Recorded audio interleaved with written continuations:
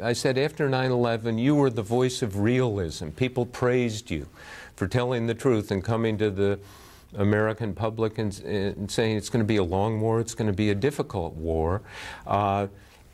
Now, in this period of difficulty and darkness, we have not been getting the straight story, unfortunately.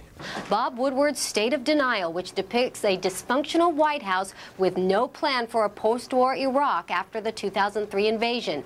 Democrats pounced on Woodward's claims that in July of 2001, former CIA Director George Tenet warned then National Security Advisor Condoleezza Rice about an impending terrorist attack on American soil, but, quote, got the brush off. If the two senior counterterrorism officials in the Bush administration came to the National Security Advisor, Condi Rice, and said what they claim they said. Basically, our hair is on fire. We think an attack is imminent. We're not exactly sure where or when. And she took no action. I find that stunning. Condoleezza Rice, disputing the book's account of a July 10, 2001 meeting. She has no specific recollections. She said, I would remember if I was told, as this account apparently says, that there was about to be an attack in the United States. The idea that I would somehow have ignored that, I find incomprehensible. Well, as I understand it, I don't want to misspeak, but then apparently the spokesman for the State Department held a briefing recently saying they have discovered there was such a meeting. But the White House has less to say about the revelation that CIA Director George Tenet and his counterterrorism chief Cofer Black 2 months before 9/11 requested an emergency meeting with Condoleezza Rice to sound the alarm that intelligence showed al-Qaeda would soon attack the United States. The book claims Rice was, quote, polite, but they felt the brush off. We're puzzled by this. No one has seen these type of quotes before. Each of these participants went before the commission and testified. So it kind of leaves us scratching our head because we don't believe that's an accurate account. You're now consulting in a firm with Richard Clarke, who was at that meeting on July 10th on the central question of whether Rice was warned then of an attack on the U.S. Do we know who's right here, Woodward or Secretary Rice? No, she was warned. I mean, there was a meeting. It was George Tenet, Dick Clark, another individual from the agency, Cofer Black, and Steve Hadley. And what it was, Keith, was a briefing for Dr. Rice that was similar to a briefing the CIA gave to us in the Situation Room about a week before, laying out the information, the intelligence, laying out the sense of urgency. And it was pretty much given to Dr. Rice and Steve Hadley in pretty stark terms. Democrats want answers about whether the meeting occurred, and if so, why the 9/11 Commission and the rest of the country were never told about it. They were obliged to tell the 9/11 Commission, when they were investigating, of all relevant meetings that took place relevant to the attack on 9/11. This sure sounds relevant to me. Why did they not do that? I find that stunning. And I think that is as close to a smoking gun as you get. NBC News learned that the 9/11 Commissioner, Richard Ben-Veniste, and Rice's friend Philip Zelikow, who was the executive director on the panel, in fact did interview Tenet about the meeting. Can you reconcile those two accounts for us? Yeah, there was that meeting. It was January 28th, 2004. George Tenet spoke about the July 10th meeting extensively. And as a matter of fact, it is in the notes, the transcripts of that meeting that are now contained in the National Archives. You know, I think this is a case, Keith, where the 9/11 Commission just missed it. I mean, it was there in black and white, and they failed to include it in their report. Now, say for the sake of argument, Phil Zelikow was trying to hide it and protect it.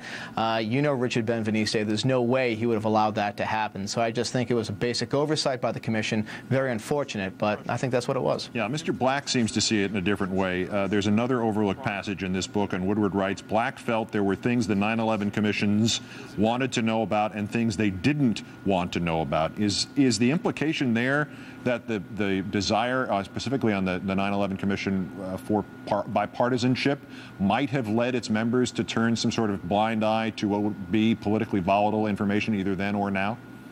No, I don't think so, Keith. I think the one criticism you can make of the Commission's product is that in the spirit of bipartisanship, they were not as sharp with some of their analysis and conclusions as you would have liked. But the possible concealment of an early warning about the 9/11 attacks could be more damaging. There is a credibility gap in this administration that has now become a canyon.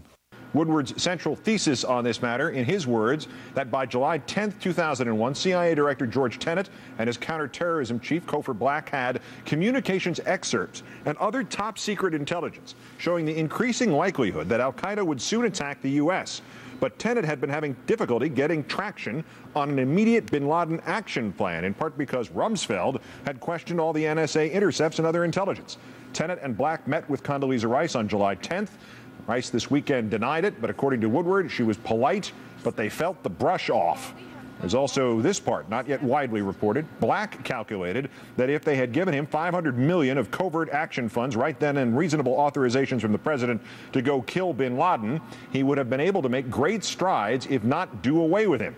The CIA had about 100 sources and sub-sources operating throughout Afghanistan. Just give him the money and the authority, and he might be able to bring bin Laden's head back in a box. And lastly, Roger, about Secretary Rice's sharpness, she famously denied getting any warning before the August 6th PDB came to light. Last week, she denied that Dick Clark gave them a strategy to fight al-Qaeda left over from the Clinton administration.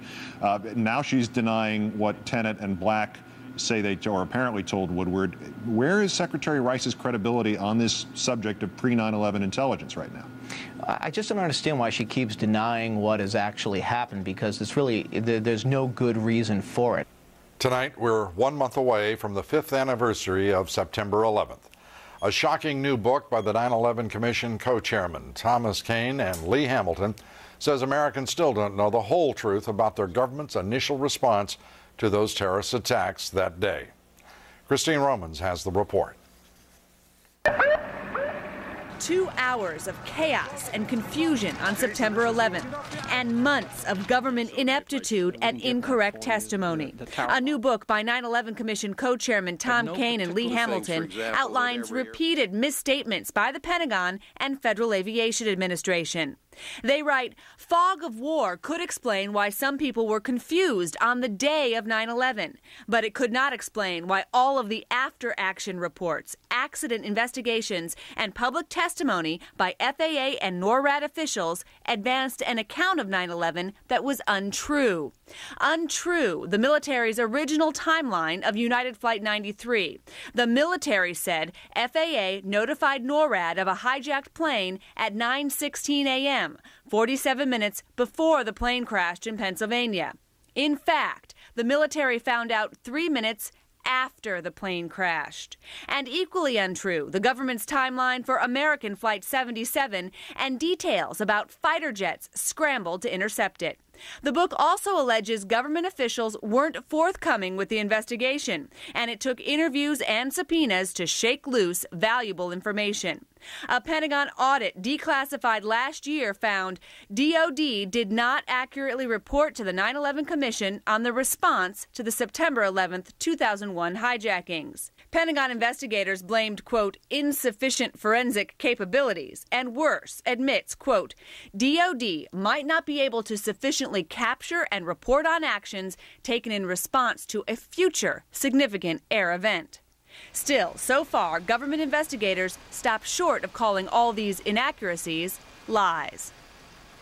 Investigations are underway by the Inspectors General of the Pentagon and the Department of Transportation to find out just why the FAA and NORAD didn't tell the truth. Now, Kean and Hamilton say all the inaccuracies have fueled conspiracy theorists, they've stymied the investigation, and, Lou, damaged the credibility of this government. Well, this government doesn't deserve much credibility, does it? In point of fact, if all of the after-action reports are untrue, for whatever reason, that's a lie, because they are asserted as the truth by people who knew better or should have. And really troubling, the Department of Defense own Inspector General report that was declassified showed that if the same thing happened again, you'd have the same chaos and the same misreporting or lies afterward.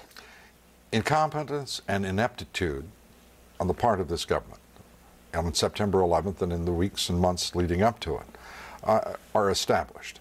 The fact that the government would permit deception after a deception, whether honestly, if you can call it that, honestly intended or not, but the fact that they would continue and perpetuate the lie suggests that we need a full investigation of what is going on and what is demonstrably an incompetent and, at worst, deceitful federal government.